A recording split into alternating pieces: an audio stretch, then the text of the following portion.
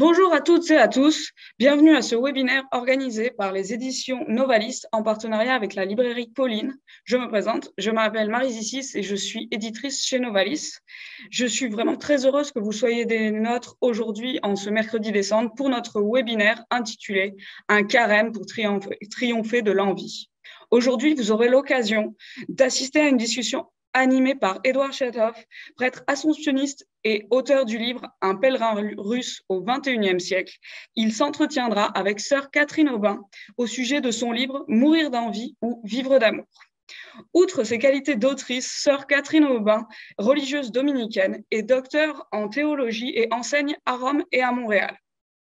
Elle est également collaboratrice pour Radio Vatican et l'Osservatore Romano et donne des conférences et des retraites en Europe.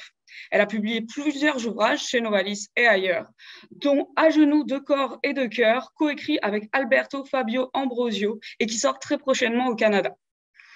Une période de questions suivra cette discussion. Afin de faciliter son déroulement, je vous invite à écrire vos questions en utilisant l'onglet Q&R situé au bas de votre écran. Vous pouvez les rédiger quand bon vous semble. Je les recueillerai et c'est moi qui les poserai pour vous pendant la période de questions. Si votre question s'adresse spécifiquement sur un thème, n'hésitez pas à l'indiquer.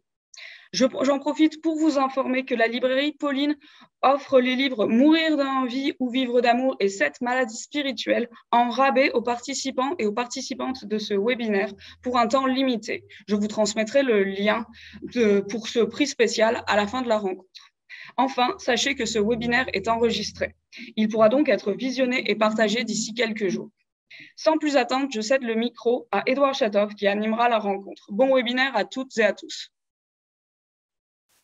Bonjour à vous toutes et tous. Nous sommes très heureux à accueillir sœur Catherine Aubin pour cette rencontre entrée en carême parce qu'aujourd'hui nous nous trouvons au mercredi des cendres, donc la porte d'entrée dans le carême.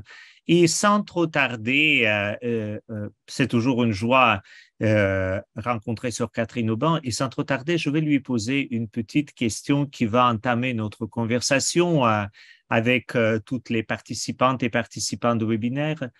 Sœur Catherine, le temps de carême, c'est quoi exactement pour vous dans la tradition plus large? Qu'est-ce que vous aimeriez nous dire pour nous inviter à entrer dans ce temps qui nous mène vers la fête de Pâques? Alors, le carême, aujourd'hui, c'est d'abord, je vous dis merci Édouard, merci Marie de nous avoir présenté, merci à tous ceux qui permettent ce webinaire, c'est vraiment, merci à tous ceux qui écoutent pour votre confiance, pour votre ouverture de cœur. Alors, le carême, c'est pas rien. On a le choix de vivre le carême de façon, j'ai envie de dire, plate, ou bien de le vivre comme une migration. Je pense à ces outardes qui volent et qui vont aller d'un pays à un autre. Eh bien, je crois que le carême, c'est un voyage. C'est une migration d'un lieu qui est peut-être un lieu de routine, un lieu d'habitude, un lieu où on ne se pose plus de questions, vers un lieu nouveau. Je crois que le carême, c'est entendre le Seigneur nous dire « Voici, je fais toutes choses nouvelles ». Alors, je crois que le carême, c'est une migration, c'est aussi un voyage, un pèlerinage. Il ne s'agit pas d'une performance, il s'agit de se mettre en route. Quand vous accompagnez quelqu'un qui va à Saint-Jacques-de-Compostelle, la première chose qu'il fait, c'est son sac à dos. Et son sac à dos ne doit pas peser plus de 8 kilos. C'est très, très agencé, hein, si vous connaissez des gens qui font Saint-Jacques. Eh bien, pour le carême, j'ai envie de dire, c'est pareil. On voyage léger. On voyage léger parce que les paysages vont être différents. On va tomber, on va se relever. Et puis, on va surtout marcher, avancer à la suite du Christ, dans l'esprit, vers le Père et vers la lumière. Je pense que le carême, on pourrait le résumer à travers des initiales, les 3 C contre les 3 J. Alors, je m'explique. C comme cœur. Le carême, c'est un temps où on retrouve son cœur pour vivre le deuxième C, la confiance, une confiance qui est celle du Christ envers son Père, et pour vivre dans la charité.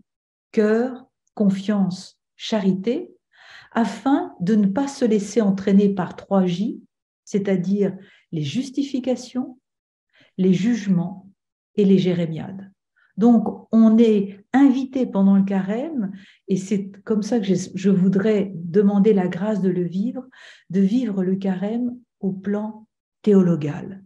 C'est-à-dire ne pas voir les choses selon mes idées, ma façon d'être, mais essayer d'entrer dans la façon de voir de notre Dieu, dans la façon de voir le Christ, un peu comme quand le père de la parabole de l'enfant prodigue dit à son fils aîné, tout ce qui est à moi est à toi.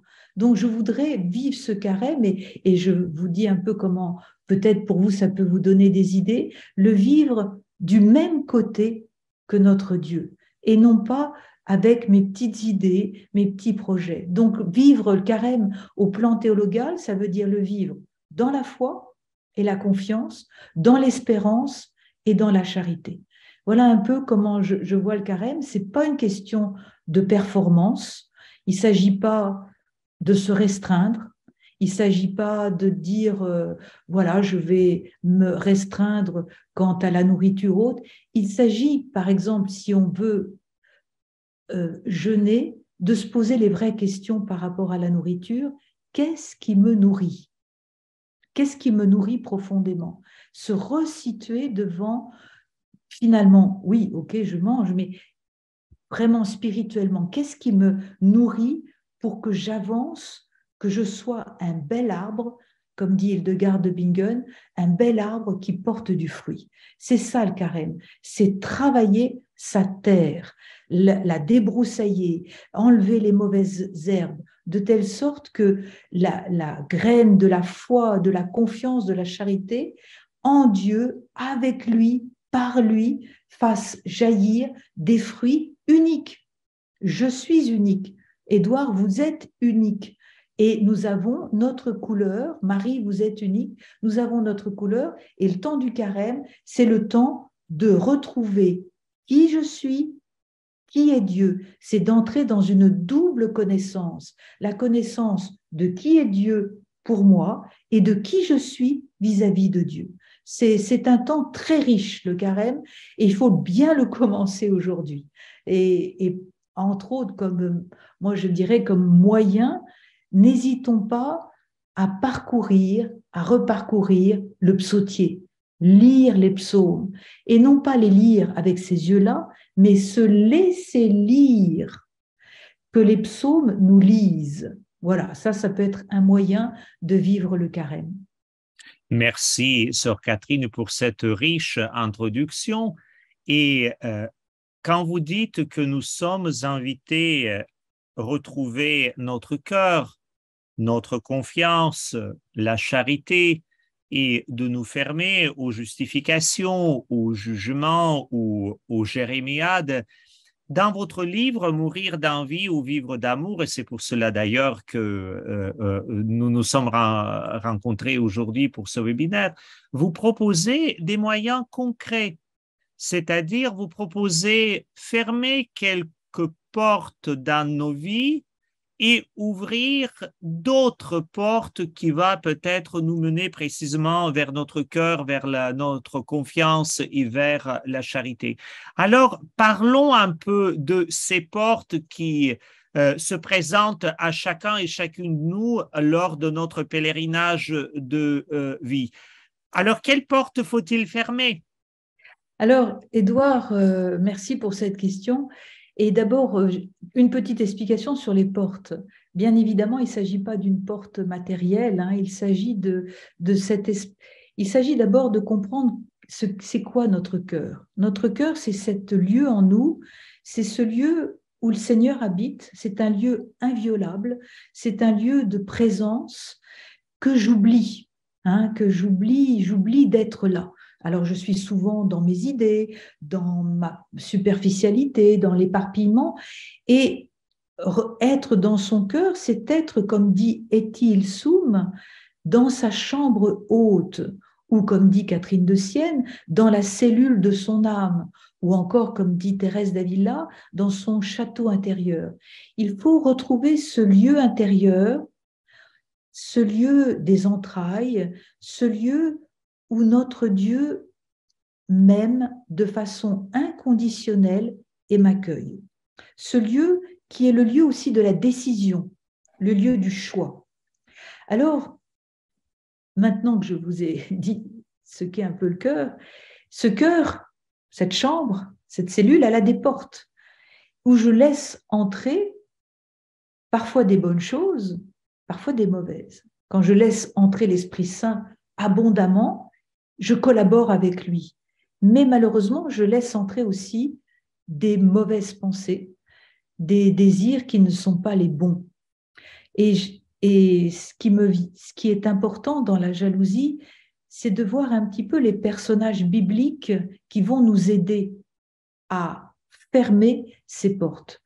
Alors, il y a un personnage qu'on connaît bien, peut-être, les uns et les autres, c'est le fils aîné de la parabole de l'enfant prodigue au chapitre 15 de Saint Luc. Vous vous rappelez cette parabole?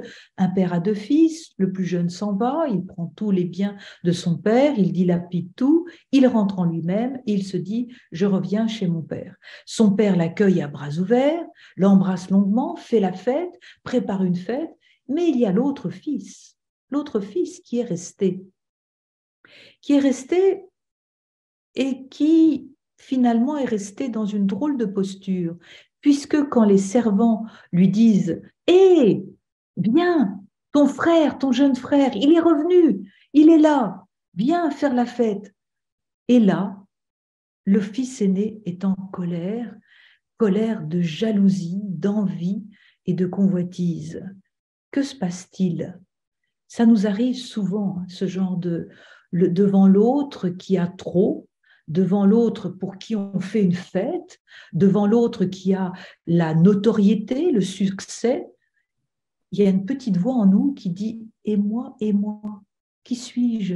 Et moi, pourquoi est-ce qu'on m'oublie? Et moi, est-ce que j'y ai droit ?» Vous voyez cette porte intérieure qui nous fait entendre des drôles de voix. Ça est bien sûr le personnage qui va nous aider à matérialiser ces pensées, c'est Caïn. Caïn, le frère d'Abel, au chapitre 4 de la Genèse. Qu'est-ce qui se passe avec Caïn? Caïn, donc, comme Abel, offre à Dieu les premiers-nés de leur bétail ou de leur culture, et il semblerait, le texte dit, que l'offrande d'Abel est agréée, c'est-à-dire est agréable à Dieu, mais pas celle de Caïn. Là, on est devant une injustice. Injustice que chacun de nous avons à confronter. Il y aura toujours mon voisin qui aura plus que moi. Il y aura dans la vie des tonnes d'injustices au niveau professionnel, un tel qui gagne plus, l'autre qui est en meilleure santé, etc. Le texte nous pose devant des injustices. Qu'est-ce que je fais devant ces injustices? Est-ce que je regarde et je travaille en me disant, bon, qu'est-ce que ça me dit? Comment traverser cette injustice? Et là, Caïn décide de traverser cette injustice en étant abattu, irrité et muet. Le texte dit que le Seigneur s'approche de Caïn et lui dit « Pourquoi as-tu le visage abattu ?» C'est une phrase très importante qui signifie quoi? Qu'il signifie que le Seigneur, devant notre jalousie, devant notre envie, devant notre convoitise, ne nous moralise pas. Il ne juge pas, il ne nous condamne pas, il nous regarde, il nous dit, comme une mère avec son enfant, mais qu'est-ce que tu as? Pourquoi as-tu le visage abattu et irrité? Qu'est-ce que fait Caïn? Il ne répond pas. Il ne répond pas. Il reste dans ce positionnement de quelqu'un qui en veut, qui se dit « Pourquoi ne suis-je pas le préféré? Pourquoi est-ce que le regard de Dieu n'est pas sur moi ?» Il ne travaille pas sa terre. Il n'essaye pas de parler avec Dieu. Il aurait pu faire comme Marthe dans Saint Luc, Marthe et Marie. Marthe qui dit à Jésus « Mais ça ne te fait rien que ma sœur soit à tes pieds, que moi je fasse tout ?» Imaginons que Caïn ait dit ça. Il s'en serait sorti? Non, Caïn ne dit rien. Le Seigneur continue en disant « Si tu agis bien », et ça c'est la grande liberté qu'il nous laisse, « Si tu agis bien », 3 petits points, il nous est demandé d'avoir cette seconde où nous pouvons choisir entre la jalousie et entre la charité, la communion. Qu'est-ce que fait Caïn? Il a choisi la jalousie, il emmène son frère dehors et il le tue. Donc ça, c'est une porte à fermer. Quelle porte? Fermer la porte à notre Caïn intérieur. Nous sommes tous en potentialité des Caïns, en puissance, nous pouvons être des Caïns. L'autre porte qui est à fermer, c'est la porte de la convoitise. C'est la 10e parole, c'est le 10e commandement. Tu ne convoiteras pas la femme de ton prochain, sa maison, son bœuf et son âne. Alors posons-nous la question, pourquoi c'est la dernière parole? Pourquoi est-ce que ce n'est pas la 6e? Pourquoi est-ce que ce n'est pas la 7e? Pourquoi est-ce que c'est la dernière? Parce que c'est justement la porte à fermer. Si j'ouvre la porte de la convoitise, qu'est-ce que je risque de faire? Tous les commandements qui sont avant, c'est-à-dire je risque de mentir, de voler, d'être infidèle et de tuer. Qu'est-ce qui arrive au roi David? Le roi David, dans l'Ancien Testament, voit la femme de son lieutenant. Il est séduit, il la convoite, il est fasciné, il est sous le charme. Que va-t-il faire? Il va faire un stratagème pour mettre son lieutenant au premier poste pendant la guerre. Il va être infidèle, il va voler la femme de son lieutenant et finalement, le lieutenant va mourir. La grande différence avec David, c'est qu'il va se repentir. Et il y aura le psaume 50, « D'un cœur brisé et broyé, tu n'as point de mépris. » Mais là où je veux en venir, c'est qu'il faut fermer absolument la porte à la convoitise. La convoitise, c'est vraiment, comme en hébreu, c'est être sous le charme, être sidéré, être fasciné par l'être de l'autre. On le veut, on veut l'accaparer, on veut le posséder. Si je suis là, à ce moment-là, comme dans le film Mozart, Amadeus, si vous avez vu ce film, regardez-le une nouvelle fois. Si vous ne l'avez pas vu, regardez-le, il n'a pas vieilli. C'est un film de 3 heures qui nous raconte la vie de Mozart, mais regardez-le avec la grille de la jalousie. C'est-à-dire que Salieri, ce compositeur italien qui est le compagnon de Mozart, on voit bien la dégringolade de cet homme qui est absolument fasciné par le génie de Mozart et qui aurait pu être son compagnon. Non, il va dégringoler, il va mentir, il va voler ses partitions, il va faire des stratagèmes et on voit à la fin, même, c'est ça qui est quand même extraordinaire, Salieri qui prend le crucifix et qui le brûle. Il en veut à Dieu. Et on voit à la fin que Salieri va provoquer la mort. On n'est pas sûr au niveau histoire, mais dans le film, la mort de Mozart, il ne sera pas étranger à la mort de Mozart, et Salieri meurt fou. Donc la convoitise, comme la jalousie, comme l'envie, et ça c'est très important, ça ne procure aucun plaisir. Aucun plaisir. Autant dans la gourmandise, on peut avoir du plaisir, dans l'avarice, dans la luxure, dans la colère, dans la jalousie, c'est une douleur, c'est une souffrance. On souffre quand on est jaloux, quand on convoite. Donc, j'ai envie de dire, ne convoitons pas. Sœur Catherine, mais si je vous entends bien, ce que vous dites, qu'une des portes les plus importantes à fermer, qui a un peu détruit nos vies, donc c'est la porte de jalousie, mais cette porte, elle s'enracine dans l'oubli que nous sommes les êtres Exactement. aimés, nous sommes appelés, comme on dit au Québec, ne pas d'être quelqu'un d'autre, Oui, mais de plus en plus sous l'amour de Dieu ou dans l'amour de Dieu, de devenir nous-mêmes en communion avec les autres, exactement. pas prendre leur place. Alors, le temps avance et on va aller plus loin pour dire comment on répond d'une manière, disons, positive, comment on rentre dans ce mouvement de l'amour de Dieu. Alors, quelle porte dans notre cœur doit-on ouvrir pour précisément avancer sur ce chemin de l'accomplissement et de l'amour de Dieu dans notre vie et de notre vocation vis-à-vis de Dieu et vis-à-vis des autres? C'est très important cette parole que vous venez de dire, Édouard, l'accomplissement. Je cite dans mon livre Martin Buber qui nous dit n'oublions jamais que nous sommes uniques, nous sommes original. Chaque être qui vient au monde porte en lui quelque chose qui n'était pas là avant. C'est d'abord la première porte à ouvrir, la porte de la connaissance de soi, de la connaissance de ses dons, de ses capacités, de ses potentialités. Est-ce que je prends du temps à reconnaître tous les dons que Dieu m'a fait depuis mon enfance jusqu'à aujourd'hui? Ça peut être ça aussi le temps du carême, reconnaître les dons de Dieu au niveau de ma famille, au niveau de ma vie professionnelle, au niveau de ma vie communautaire, et se resituer là.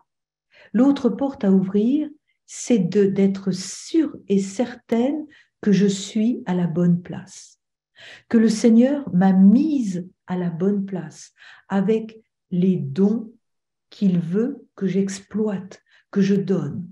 Ça, ce sont des portes très importantes parce que vous voyez bien que la jalousie comme la convoitise va me déporter.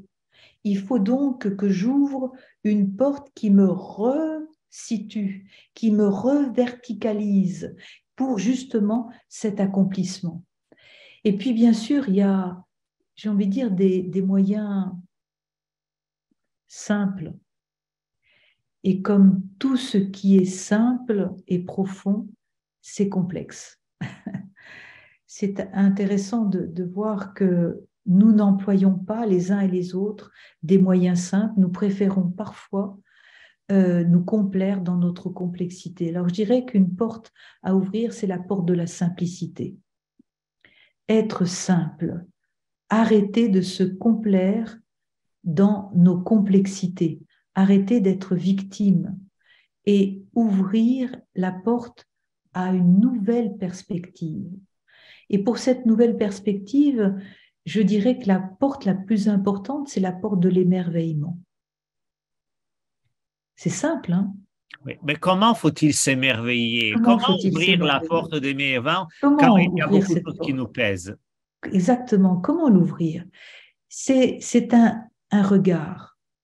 Vous savez, l'envie vient du latin invidere, qui signifie regarder d'un mauvais œil. Eh bien, l'émerveillement, c'est changer de regard. Simone Veil, la philosophe, nous dit il y a une vérité chrétienne fondamentale, trop souvent oubliée, c'est celle-ci, c'est le regard qui sauve. Eh bien, moi, j'ajouterais à cette phrase, c'est le regard qui sauve en s'émerveillant. Regardez le regard des deux personnages au pied de la croix du Christ. Deux personnages eux aussi condamnés. Il y en a un qui dit au Christ, descends de ta croix, sauve-moi si tu es le Fils de Dieu. Et l'autre qui a vu la même chose, dit au Christ, nous c'est normal, souviens-toi de moi quand tu seras dans ton royaume. C'est ça le regard qui voit autre chose, le regard qui s'émerveille. Alors, comment ouvrir l'émerveillement? L'émerveillement, on le voit bien les uns et les autres. J'ai la chance, là, en ce moment, de vous parler. Je suis au bord du Saint-Laurent. Il fait un temps absolument magnifique et j'ai le Saint-Laurent sous la neige là. quand nous sommes devant des paysages aussi fabuleux, nous sommes saisis.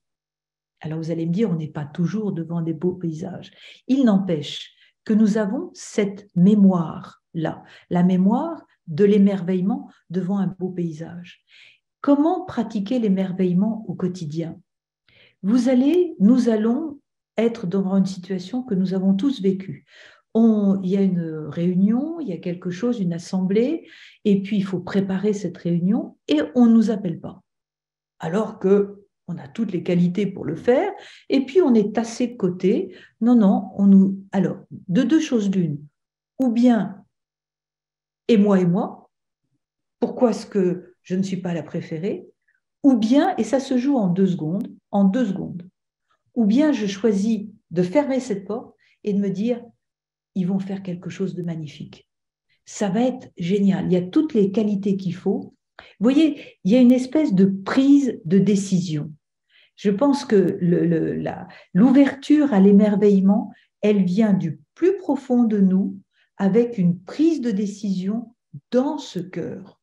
Est-ce que, oui ou non, je décide que ce qui va se passer là, je ne suis pas en rivalité, mais je suis en communion. Alors, quand on est en communion, il y a aussi la porte qui doit s'ouvrir, peut-être la porte de dire une parole, parce que probablement le regard nous mène aussi pour dire une parole aussi qui est bonne, une porte de bénédiction probablement. Exactement, merci d'entrer dans la bénédiction. La bénédiction, c'est vraiment ce que je disais au début, se mettre du côté de Dieu. Parce que le premier qui bénit, c'est Dieu. Dieu fait la création en bénissant. Et vous savez que bénir, c'est Barouk, c'est la même chose que Beraka, c'est la même chose que l'Eucharistie, c'est rendre grâce. Bénir, c'est vraiment l'agir de Dieu pour nous. Et il nous demande de bénir. Saint Paul, dans ses lettres, n'arrête pas de nous dire « devenez bénédiction ». Pourquoi ? Pourquoi dois-je devenir bénédiction? Pour justement changer de regard. Alors ça consiste en quoi? J'entends déjà des questions qui vont me dire « mais dites-nous comment on fait pour bénir ?» Tout simplement, Seigneur, je te bénis pour cette rencontre. Et quand je dis cela, je reconnais que c'est le Seigneur qui est la source. Je reconnais que tous ceux qui ont préparé cette rencontre sont en communion dans cette bénédiction et je reconnais que je suis le bénéficiaire de cette bénédiction. Donc, dans la bénédiction, il y a un aspect thérapeutique. Je passe de mon ego à lui. Je passe de la possession à l'accueil. Quand je bénis avant le repas, Seigneur, je te bénis pour les fruits de la terre, je reconnais que c'est Dieu qui me donne ce qui est là, à travers mes frères et mes sœurs qui ont cuisiné, et je reconnais que je ne suis pas toute seule, quoi. Les autres sont là aussi. La bénir, ça m'élargit, ça me met dans une attitude intérieure de réceptivité, d'ouverture, d'accueil. Et j'ai envie de dire, la troisième porte à ouvrir, c'est la gratitude. Dire merci. On ne se rend pas compte qu'à chaque fois qu'on dit merci, on se sauve. Oui, j'ai bien dit, on se sauve. Celui qui dit merci entre dans une dynamique de salut. Parce que dire merci, c'est reconnaître l'autre, c'est reconnaître que ce qui est là, ça ne m'appartient pas. C'est être dans une posture de détachement, de dépouillement, et c'est être dans une posture, voici que je fais toute chose nouvelle. Donc je dirais que les 3 grandes portes ou les 4 grandes portes à ouvrir, c'est la porte de la connaissance de soi par les dons de Dieu que j'ai reçus, la porte de l'émerveillement, être saisi, la porte de la bénédiction, recevoir la bénédiction et la donner. Si vous saviez, je me dis souvent, si nous tous, chrétiens ou non, nous passions, 1 heure de notre journée en marchant, en faisant autre chose, à dire « je te bénis oui, tu arrives là, une telle, que le Seigneur te bénisse dans son cœur, hein, dans son cœur, que le Seigneur te bénisse. Eh bien, si nous faisions ça à longueur de temps, le monde serait changé. Et la quatrième porte, c'est la porte de la gratitude. Voilà. Sœur Catherine, mais ce que vous Oui, venez de dire en disant si on prenait une heure du temps, si on faisait cela, oui, nous a esquissé quatre grandes portes, mais j'aime bien lire, vous savez, un petit livre pour les enfants qui s'appelle Alice au pays de merveilles. Et pour entrer dans ce pays de merveilles, il y a une petite porte. Or, il me semble que dans votre réflexion, il y a une petite porte qui permet même d'accéder aux grandes, c'est la porte du calme oui. pour entrer dans les profondeurs. Parce que peut-être parce qu'on ne trouve pas ce moment de marcher, de bénir, parce que nous sommes toujours dérangés, embrouillés. Parlez-nous un peu de cette porte du calme. C'est très important ce que vous venez de dire. C'est un starets orthodoxe qui parle de cette porte du calme et qui reprend une citation du livre d'Isaïe. Dans la mesure où vous serez calme, vous serez sauvés. Le calme, c'est cette tranquillité d'esprit que l'on peut très bien travailler dans la journée en respirant profondément. On oublie trop souvent que le souffle, respirer, c'est un acte sacré. Le souffle dans la Bible, c'est la Roua, c'est l'Esprit Saint, tout simplement. À chaque fois que je respire profondément, je rentre dans le calme et je vois la réalité autrement. Le calme, la paix, la tranquillité me fait aller au fond de la mer. Vous voyez, quand il y a une tempête dans la mer, toutes les vagues sont à l'extérieur. Il n'empêche que quand on plonge, quand un plongeur sous-marin plonge dans les profondeurs, c'est le calme. Eh bien, effectivement, merci de l'avoir mentionné, Édouard, retrouver le calme, c'est entrer dans ces profondeurs. Vous savez que on traduit l'évangile de la parole de Jésus avance au large, on dit avance au large. En fait, le grec dit entre dans tes profondeurs. Eh bien, c'est peut-être ça aussi la porte à ouvrir. Entrer dans les profondeurs de ce calme, de cette paix qui nous habite. Et cela me vient aussi de vous citer Mata El-Maskin dans son très beau livre qui s'appelle L'expérience de Dieu dans la prière et qui nous dit « Nous sommes créés pour prier ». Et retrouver le lieu du calme, c'est retrouver le lieu de la prière.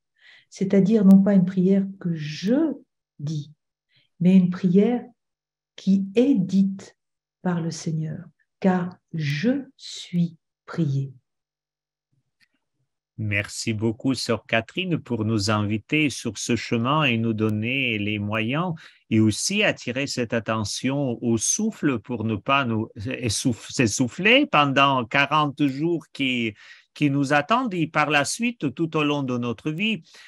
Vous voyez, le temps passe très vite et encore, on pourrait s'entretenir un peu plus entre nous deux, mais il est temps devenu que vous toutes et tous, participantes et participants de webinaire, vous avez l'occasion de poser vos questions à Sœur Catherine.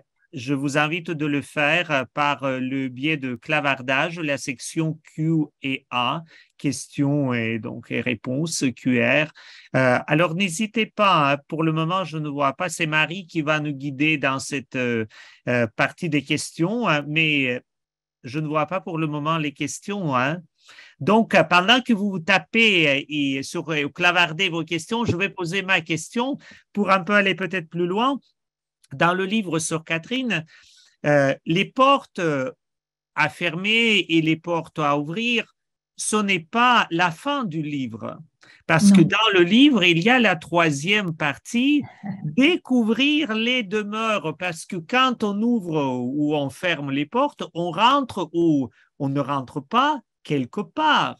Alors, ces demeures, parlez-nous un peu, quelles sont ces demeures que nous sommes invités demeurer et habiter?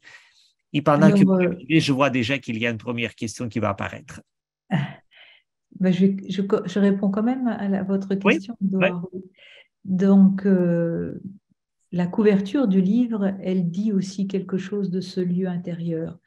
La couverture du livre, c'est donc un rocher qui est devant quelque chose de vert. Ce rocher, c'est ce qu'a dit celui qui a découvert le Québec, une terre de Caïn. Et il nous est demandé d'entrer dans une terre qui est l'Horeb. L'Horeb, dans la Bible, c'est le lieu de l'apparition du Seigneur, c'est le lieu de la présence. C'est ça l'invitation qui nous est demandée. C'est entre dans un lieu où tu es présente et où celui qui est présent est toujours là. C'est ce que nous dit le petit Placide. Si Dieu est partout, comment se fait-il que je sois si souvent ailleurs? Ou c'est ce que dit aussi encore Martin Buber dans le livre Les chemins de l'homme, où il pose cette question, mais où est Dieu? Alors ses étudiants sont très étonnés. Comment ce philosophe nous pose-t-il cette question? Et Martin Buber répond, Dieu est là où on le fait entrer. Ce qui veut dire quoi? Ce qui veut dire que cette terre de l'Horeb qui m'habite, qui vous habite, elle est toujours à notre portée, à notre disposition. Est-ce que j'ouvre la porte à celui qui me parle? Est-ce que j'ouvre la porte à la parole? Est-ce que j'écoute? Est-ce que je suis dans l'attention? Est-ce que je suis dans la vigilance? C'est l'invitation, effectivement, et ce n'est jamais, jamais acquis. Jamais. C'est à refaire chaque jour, plusieurs fois par jour. Alors, Marie, guidez-nous maintenant à travers les questions. Il y a déjà plusieurs questions qui ont apparu. On a déjà 8 questions qui viennent d'arriver. Je vais faire dans l'ordre d'apparition. La première question nous vient de Caroline Gilbert. Pouvez-vous élaborer davantage sur la respiration, le souffle, s'il vous plaît, Sopin?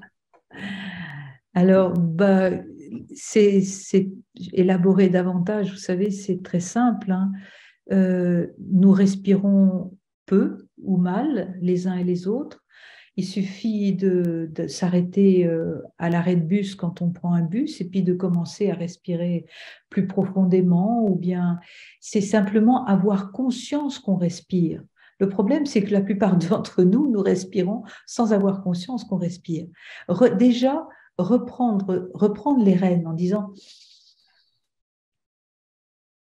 reprendre les rênes parce que pourquoi j'insiste sur la respiration, c'est que nous entrons au monde par un cri qui on respire et nous allons sortir de ce monde par un dernier souffle. C'est ça ce que je ne vais pas élaborer plus parce qu'il faudrait aller dans une session de respiration. Mais moi, là où je veux en venir, c'est que notre respiration, plus nous entrons dans ce mouvement 1, 2, 3, 1, 2, 3, nous reprenons possession de notre corps, de notre âme et de notre cœur. C'est un exercice de présence avant tout. C'est pas, je ne vais pas rentrer dans les techniques. Ce qui m'habite plus profondément, c'est que nous sommes habités par le souffle de l'Esprit Saint et que ma respiration va pouvoir m'aider à collaborer avec le souffle de l'Esprit Saint en reprenant, en respirant profondément, en élargissant les épaules, en regardant au loin. Vous savez, le problème, c'est qu'on est tous un peu comme ça. On est un peu repliés. Respirer profondément, c'est tout simplement se déplier. J'espère que je ne déçois pas la personne. Je n'ai pas plus d'outils à élaborer. Personnellement, je trouve que c'est une très très bonne réponse qui nous aide beaucoup. Les questions n'arrêtent pas d'arriver, donc je vais passer à la suivante. Je vais combiner à la fois la question de Lucie Como et celle de Janine Giguère, qui se rejoignent assez et qui donnent comment agir lorsqu'il y a une personne près de nous qui est dans la convoitise à notre sujet. Et si je sens qu'une personne est jalouse de moi, je fais quoi? Ah, c'est une grande question. C'est une grande question. On est aussi objet de convoitise. On est aussi objet de jalousie. Alors, j'ai pas beaucoup de recettes, si ce n'est que d'abord, ça ne nous appartient pas. La jalousie de l'autre, de mon frère, de ma sœur, ne m'appartient pas. C'est son senti, c'est sa façon d'être vis-à-vis de moi. Ça, c'est une première réponse. Ça veut dire que je dois me détacher, c'est-à-dire que je ne dois pas me laisser entamer par la jalousie de l'autre. Alors, une deuxième tentative de proposition, quand on est objet de la jalousie, de la convoitise de son frère ou de sa sœur, c'est important de ne pas la provoquer. Certains, nous avons tous des dons, d'autres en ont plus que d'autres. Et je pense qu'il nous faut être très modestes, les uns vis-à-vis des autres, pour éviter de provoquer la jalousie de mon frère ou de ma sœur. Ça, c'est une deuxième tentative de réponse. Et la troisième tentative, j'ai envie de dire, de réponse, c'est d'aller au contact de cette personne qui me jalouse, pour qu'elle se rende compte que je ne suis pas mieux qu'elle. Je ne suis pas à envier. Moi aussi, j'ai mes combats, j'ai mes batailles intérieures. Donc, surtout, qu'elle ne soit pas dans l'illusion. Que lui dire un peu une parole, lui disant, mais tu sais, voilà. C'est un peu ce que j'ai envie de dire, c'est un peu ma technique. En même temps, c'est très compliqué. Hein. C'est ce que je n'ai pas dit pendant toute cette rencontre, c'est que la jalousie, c'est une souffrance et c'est complexe en nous parce qu'on ne sait pas bien pourquoi on est jaloux. C'est complexe. Donc, il faut rentrer petit à petit dans cette complexité sans se culpabiliser. Hein. La Bible, je le répète, elle est traversée de jalousie. Il y a 65 meurtres de frères et de sœurs par jalousie dans la Bible. Donc, ça veut dire que c'est vraiment présent. Et on répond les uns et les autres avec qui nous sommes. Il n'y a pas de recette. Merci beaucoup pour votre réponse. J'ai encore des questions des participants, mais d'abord, j'aimerais juste vous lire le message de Hélène Séguinotte, qui c'est pas une question, mais elle voudrait vous faire part de son immense gratitude pour la profondeur de ce partage qui nous donne la clé pour ouvrir toutes les portes. Oui, temps de ressourcement. J'aime beaucoup les 3C, cœur, confiance, charité, pour ce temps de préparation à la grande nouvelle de la résurrection. Merci de tout cœur. On est vraiment content, Madame Séguinotte, que vous ayez apprécié. Donc voilà, je voulais vous le lire, Sœur Robin. Merci Marie. La prochaine question vient de Marie Dufour qui demande comment bien se connaître pour s'accomplir, quels sont les moyens les plus appropriés, et je pense qu'on pourrait l'ajouter à celle de Suzanne qui demande quelle est la solution quand on est perfectionniste pour ne pas toujours se comparer. Ce sont deux excellentes questions. Alors, là aussi, je vais non pas me cacher derrière la Bible, mais n'empêche que la Bible donne des réponses. Le premier qui pose la question « Qui suis-je ?» c'est Moïse. Moïse, au chapitre 3 de l'Exode, il vient d'avoir la révélation du nom de Dieu. Le Seigneur vient de se révéler à lui en disant « Je suis celui qui suis, je suis celui qui est avec toi ».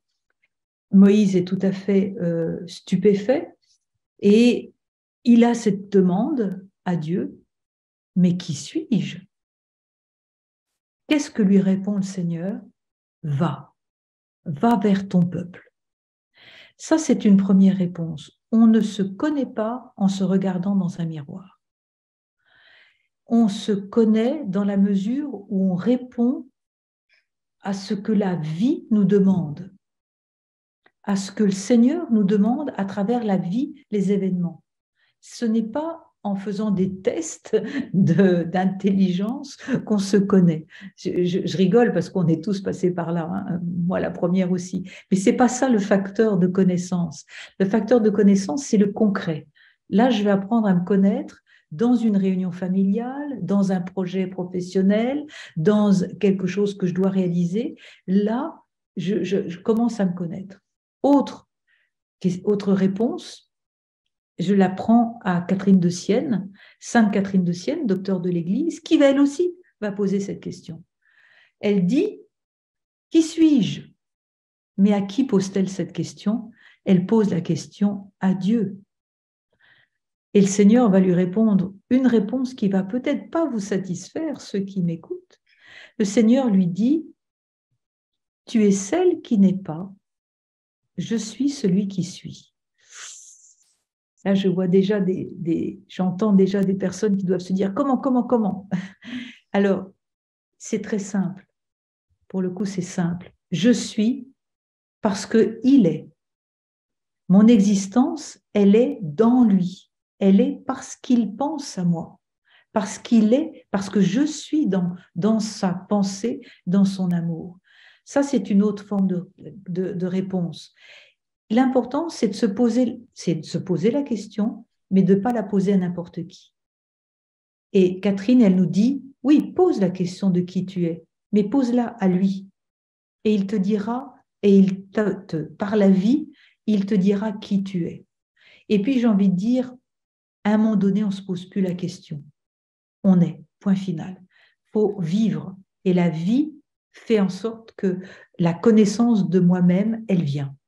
Puis à un moment donné, on ne se pose plus la question. La deuxième question de Suzanne, c'est quoi? Vous pouvez me redire, Marie? Oui, excusez-moi, Alors, avez-vous une solution quand on est perfectionniste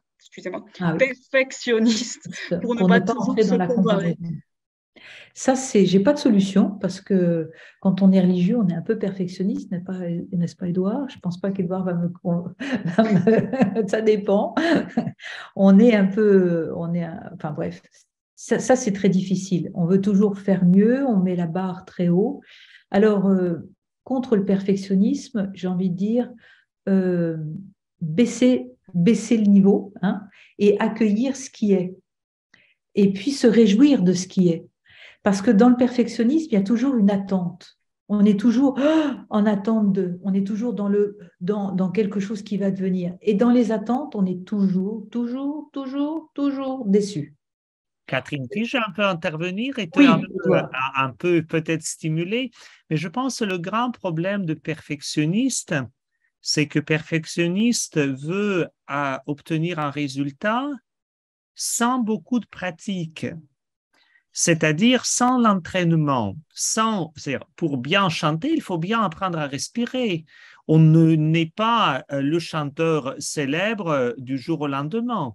Et donc, je pense qu'il ne faut pas confondre être perfectionniste et accepter un entraînement et même certains échecs et être perfectionniste, d'avoir une idée de moi ou de l'autre sans jamais oser faire quoi que ce soit et d'être dans la paralysie toute notre vie. Oui, tout à fait. Il y a ce danger de la paralysie, c'est très, très fort. Je pense que le perfectionnisme, il n'y a rien dans l'Évangile qui nous dit qu'il faut être perfectionniste, rien. Et même ce mot parfait, ce n'est pas, faut pas l'entendre comme on l'entend. Être parfait, c'est être, comme vous l'avez dit tout à l'heure, Édouard, être accompli, être dans l'accomplissement. Et l'accomplissement, ce n'est pas la perfection. Thérèse de Lisieux était parfaitement accomplie et elle n'était pas parfaite. Et elle disait même, je me réjouis d'être imparfaite. Je crois que l'antidote au perfectionnisme, c'est cette petite phrase de Thérèse de Lisieux. Je me réjouis d'être imparfaite. Et d'avoir comme ça des lumières. Et c'est vrai que Thérèse de Lisieux, bon, pour moi, c'est quelqu'un que je fréquente beaucoup parce qu'elle est accessible, parce qu'elle me dit justement, oh, tu te remets, tu ne vas pas arriver au ciel les mains pleines, mais les mains vides, parce que c'est lui qui remplit. C'est pas moi qui vais remplir avec quoi.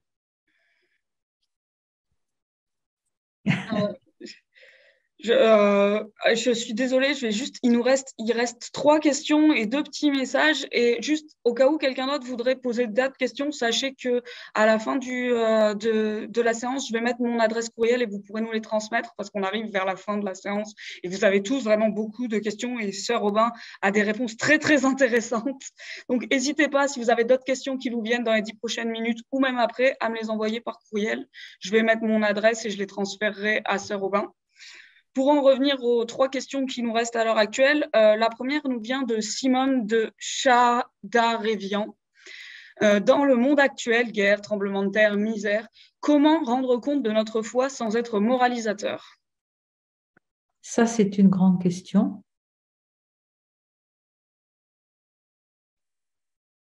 Comment rendre compte de notre foi quand on est justement dans cette actualité qui est ce qu'elle est?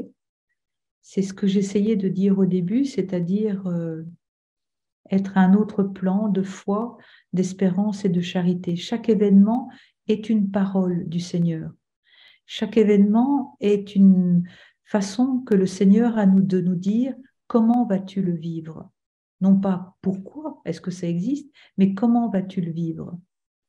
Alors ne pas être moralisateur, eh bien jamais notre Dieu fait de la morale avec nous. C'est nous qui faisons de la morale, mais lui, non. Lui, il nous demande d'avancer. Ça ne veut pas dire qu'on ne doit pas se tromper. C'est là aussi, il faut faire très attention. Nous avons le droit à l'erreur. Nous avons le droit de nous tromper. Nous avons le droit de dire des choses qui ne sont pas tout à fait justes et on reprend et on avance et on avance.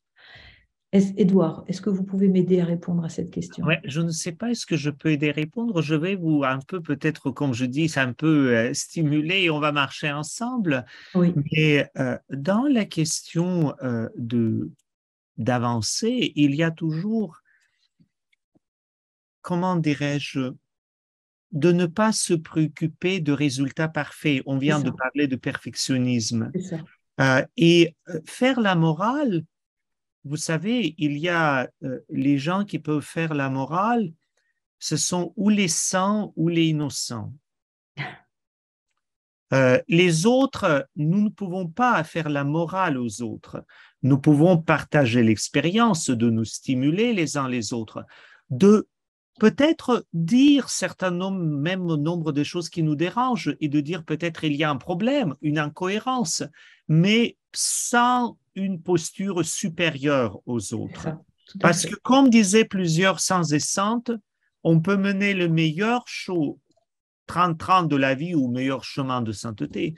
Il n'empêche que très souvent aussi, nous participons d'une manière ou d'une autre au mal.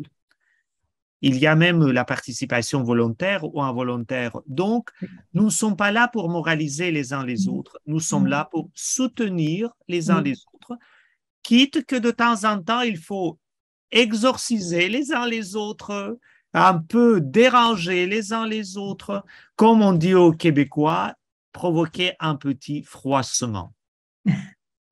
Merci, Édouard. Oui.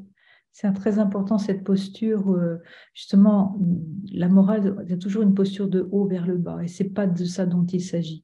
Il y a un véritable effort à faire d'être dans cette réponse du Christ au bon larron, avec moi, aujourd'hui tu seras au paradis. Souviens-toi de nous, Seigneur, c'est-à-dire, dis-nous comment tu nous regardes, dis-nous comment tu regardes cet événement. On est autre part, quoi. On est dans la recherche parce qu'il n'y a pas de réponse. Il y a des situations où il n'y a pas de réponse, mais simplement un travail à creuser, quoi. Oui. Avant-dernière question, parlez-nous de ce besoin de reconnaissance qui fait que nous sommes une personne importante. Alors, je vais vous dire, c'est à la fois une bonne et une mauvaise nouvelle. La bonne nouvelle, c'est que ici, là, en ce moment, tous ceux qui nous écoutent, nous sommes tous des êtres éperdus de reconnaissance. C'est un besoin fondamental. Nous avons besoin, tous, d'être reconnus. Ça, c'est une nouvelle bonne ou mauvaise. Ensuite, l'autre nouvelle, c'est que nous pouvons aussi travailler cette reconnaissance. Ça veut dire quoi? Ça veut dire que je reviens à ce que je disais, c'est-à-dire que travailler la reconnaissance, c'est reconnaître que je suis unique, que j'ai des dons uniques, que j'ai une empreinte digitale unique, etc., etc. C'est-à-dire que personne, si je n'accomplis pas mes dons, ce n'est pas Édouard qui le fera, ce n'est pas Marie qui le fera. Donc, la reconnaissance, elle vient aussi d'une forme d'auto-reconnaissance, c'est-à-dire reconnaître que je suis habité par des tas de potentialités. Et ça, je pense que c'est très thérapeutique et ça va avec la bénédiction. Et puis, j'ai envie de dire là aussi, accepter qu'il y a des moments dans sa vie où on a un besoin fou d'être connu. Accepter que, quand on n'a pas eu la reconnaissance qu'il fallait, on va la demander. Dis donc, est-ce que tu as trouvé que ce que j'ai écrit, c'était bien? Il n'y a rien de pécamineux à faire ça. Hein. Mais ne pas, en tout cas, ouvrir son besoin de reconnaissance. Être honnête. Oui, j'ai besoin d'être connu. Surtout quand on a une enfance où on n'a pas été reconnu par ses parents, on risque de promener ça jusqu'à sa mort. Ben oui, on le reconnaît, on essaye de le travailler, on a beaucoup d'humour. On n'a pas parlé de l'humour, mais je termine aussi avec l'humour parce que c'est très important d'avoir de l'humour avec soi-même, de rigoler de soi. Comme dit la béatitude, bienheureux ceux qui savent rire d'eux-mêmes, ils n'auront jamais fini. Donc, oui, on risque d'avoir besoin de reconnaissance jusqu'à sa mort. Et alors? Merci beaucoup, sœur Catherine. Et juste avant que Marie reprenne la parole pour nous guider vers la fin de cette rencontre, il y a les gens qui ont demandé, c'est vrai, nous l'avons un peu mentionné, c'était annoncé dans le titre de webinaire, mais tout au long de ce webinaire, nous avons parlé du livre de sœur Catherine Aubin aussi, Mourir d'envie ou vivre d'amour, publié chez les éditions Novalis. Donc, si ça vous intéresserait approfondir cette réflexion de sœur Catherine, vous pouvez toujours aussi aller voir le livre. Marie, maintenant la parole est à toi. Juste, j'ai une dernière question, mais je pense qu'on va pas avoir le temps de lui répondre. Donc, Monsieur Boilard, je suis en train de vous écrire. Est-ce qu'il faudra qu'on se parle sur le QNR pour que vous m'envoyiez la question par courriel, s'il vous plaît? Donc, je suis désolée, il nous reste vraiment pas beaucoup de temps, malheureusement. Donc, si vous avez des questions ou si on n'a pas eu le temps de lui répondre, comme c'est le cas de cette dernière question, envoyez-moi par courriel. Je mets mon adresse mail sur le clavardage immédiatement. Mais je pense que Catherine peut-être pourra même répondre à cette question. Monsieur Jean-Marie Boilard demande, est-ce que pour fermer les portes, faut-il invoquer l'Esprit Saint, hein? Sans trop rentrer dans le détail, sœur Catherine, oui, non, hein? Il faut ouvrir la porte à l'Esprit Saint. On avait un père spirituel quand j'étais à Paris qui nous a pris cette comparaison que j'ai jamais oubliée. Il disait, quand vous ouvrez une porte, une vraie porte, hein, on peut l'ouvrir un tout petit peu ou on peut l'ouvrir large. Eh bien, quand j'appelle l'Esprit Saint, est-ce que intérieurement j'ouvre grand ou est-ce que je lui dis oui, tu viens, mais pas trop quand même, de telle sorte à ne pas me déranger? Bien évidemment que dans tout ce travail intérieur, c'est la force de l'Esprit Saint qui nous aide à ouvrir les bonnes portes et à fermer. Parce que de nous-mêmes, nous sommes, et nous le savons, de nous-mêmes, on est vraiment des petites choses. Quand je dis des petites choses, ce n'est pas pour dévaloriser, mais c'est que nous sommes des êtres fragiles, vulnérables, comme dirait un moine à son neveu lui dit « Mais qu'est-ce que tu fais toute la journée dans ton monastère ?» Et le moine répond « Je tombe, je me relève, je tombe, je me relève. » On est toujours dans une vie spirituelle en train de tomber et de se relever grâce à l'Esprit Saint.